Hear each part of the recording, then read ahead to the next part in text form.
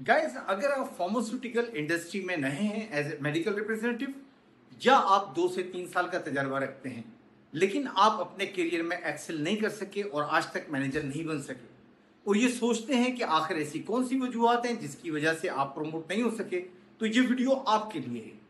क्योंकि इस वीडियो से आप सीखेंगे वो तमाम टेक्निक्स और तरीक़ाकार जिसको एडॉप्ट करके आप अपनी ड्रीम जॉब तक पहुंच सकते हैं, यानी एज ए मैनेजर। इस वीडियो को मुकम्मल देखने के लिए या तो आप डिस्क्रिप्शन में दिए हुए लिंक को कॉपी पेस्ट करके pinnacle skill and management channel पर आके इसको मुकम्मल देख लें,